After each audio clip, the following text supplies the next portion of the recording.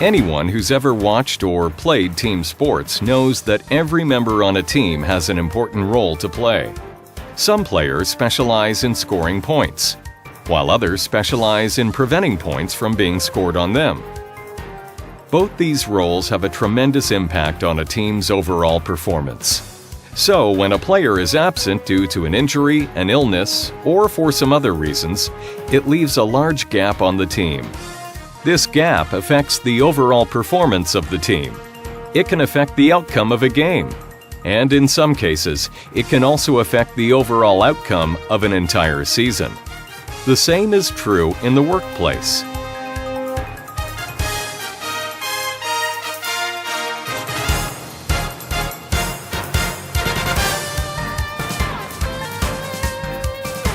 Some people don't think of the workplace as a team, but in many ways the analogy is very accurate. Like members on a sports team, everyone on a work site has their individual job to do. At the same time, everyone is working towards a common goal. And like any team, when a player or two is absent, the overall strength and the effectiveness of the team is diminished. If you follow team sports, you know what losing a key player for a few games can mean to other players on the team, to the team management, and to the team's fans. Well, absenteeism in the workplace has a similar effect. It's a big problem affecting a variety of construction projects across the country. That's why we've produced the video, because absenteeism is a problem that affects us all. And the first step in dealing with this problem is being aware that it exists. Let's begin by defining what absenteeism is. Like so many words, everyone seems to have a different definition of absenteeism. Probably because there are so many reasons why someone might be absent from the workplace. We are defining absenteeism as any unexcused or unauthorized absence by a worker from their job site. That includes showing up late at the start of a shift, leaving before the shift is over, taking extended lunch or coffee breaks, leaving the job site for personal reasons during the day, and simply not showing up at all for your regular shift. If you apply this definition to sports, imagine what would happen if a player was late getting to the game, left the game early, was late getting back from intermissions, left the bench during the game for no good reason, or just didn't show up. It doesn't take a lot of imagination to understand that a player who acted this way would quickly become a liability to the rest of the team. And it's the same in the workplace. Well, absenteeism can cause a very large strain on a job site. For budget is one thing, cost overruns when a member is not there on a job site is another thing. Safety can be another factor when people don't show up. Maybe unqualified people have to take their place, and that can disrupt the job site from start to finish. Absenteeism has a significant impact on our business. The Boilermaker industry plays a key role in construction and maintenance projects right across Canada. Our clients have an expectation that their jobs will be delivered safely, on time, and on budget. We all have a part to play in this process. We are all on the same team. As in sports, there are a number of good reasons why someone could be absent from the workplace. For example, if they've been injured, if they're sick, or if there's a personal or family crisis they need to take care of. Everyone understands being absent from the workplace for these reasons. And like any good team, when circumstances like this happen, management takes the appropriate steps to ensure that the team is operating at full strength. If someone is going to be away for a few days or weeks, they'll bring in a replacement to play the same role, so the team can keep working and keep moving ahead on the project. But it's the unexpected and unexplained absenteeism that has the greatest impact on a job site, for the contractors, for the owners, and for your fellow workers. When we come in the morning, our work is generally scheduled out, and we have different people going to different jobs, as everyone knows. Some people, if someone doesn't show up, then obviously that job is not going to take place that day, or we got to start shuffling people. When you start shuffling people, people got to get up to speed on the new job, find out what was going on, try to understand what was going on, find the gear, find the tools where the other guy has left them, and basically leaves for a very unproductive morning or non-productive day because the guys spend the most of the time trying to catch up to speed.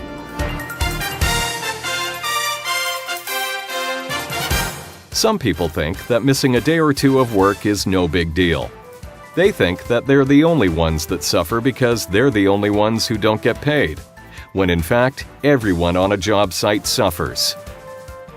Unexpected absenteeism increases the stress and workload on fellow workers, decreases productivity that affects the duration of the contractor's job, will lead to lost revenue for the owners. To put it in perspective, here are some examples that put an actual dollar amount to absenteeism in some of our industries. In the steel industry, every minute of downtime costs the mill about $1,000. A day of lost production in a blast furnace costs between $500,000 and $600,000. In a hydroelectric station, an hour of downtime is worth about $7,000 during normal periods. During peak periods, it's double that. And in a nuclear power generating plant, a single day of downtime can cost up to $1.25 million.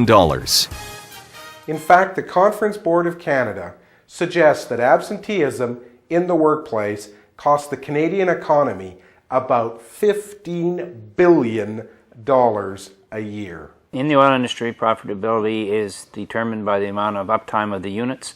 When we have a turnaround, the durations are set and planned upfront. Absenteeism causes us to usually lose time on durations. If you lose a day in the oil industry, depending on what unit it is, you are directly jeopardizing my profitability of our company. There are a number of factors that contribute to absenteeism: injury, illness or health problems, family or personal issues, stress, harassment, and substance abuse. Some of these factors you can control, some you can't, but you can always be responsible for how you respond to these factors, if and when they occur. It's up to you to let your contractor know if you're not going to be on the job. If you expect to be absent, whether it's to attend a family function, deal with personal or family issues, or to deal with health issues, let your supervisor know ahead of time. Everyone understands that you have a life outside the workplace and that sometimes that life needs to be tended to during work hours. If you give the contractor enough notice of an expected absence, they have time to arrange for a replacement worker or to find another way to minimize the productivity loss. That means the job can continue on schedule and your fellow workers won't suffer by your absence. You can always let your union representative know if you expect to be absent for an extended period of time. In this case, the union rep can inform the local union office. There, they can work with the contractor to find an appropriate replacement in time. But what happens when absenteeism is unexpected? When you wake up feeling sick, or when a personal or family emergency makes it impossible for you to work that day? Again, communication is the key. On every new project, you should receive a card from the contractor with instructions on what to do in these situations. On that card should be a number you can call at any time of the day or night to inform them of your inability to work. It's the contractor's responsibility to provide you with this card, but it's your responsibility to use it. The sooner you make that call, the sooner they can respond to the situation. If you don't receive this card, you can still be responsible and contact your union representative or the local union office. Again, the sooner they know you can't make your shift, the sooner they can work with the contractor to keep the job on schedule. The member knows that he's going to be late or he's not going to be able to show up on a job that he should notify the company or he should notify his supervisor, so that if he is, because this member may be very experienced and the company may need to have somebody that is just as experienced to replace him. and that way the job's not interrupted. Our future business depends on our reputation and the relationship we have with our stakeholders. We all know the impact that absenteeism has on a project, whether it's productivity issues, safety concerns, cost overruns, whatever. It has an impact. You can make a difference.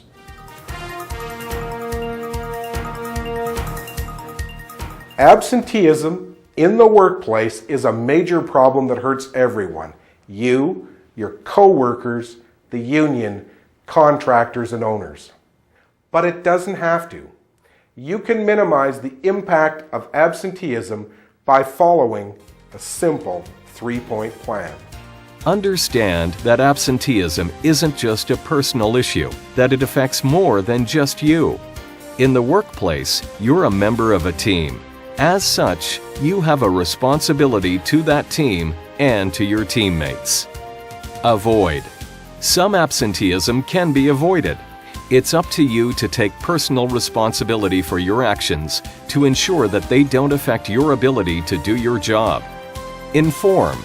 When absenteeism can't be avoided, let the appropriate parties know as soon as possible so they can get someone else in to cover your shift, whether it's for one day or several days. Understand, avoid, inform. It's really a simple plan. And when you follow it, we all win.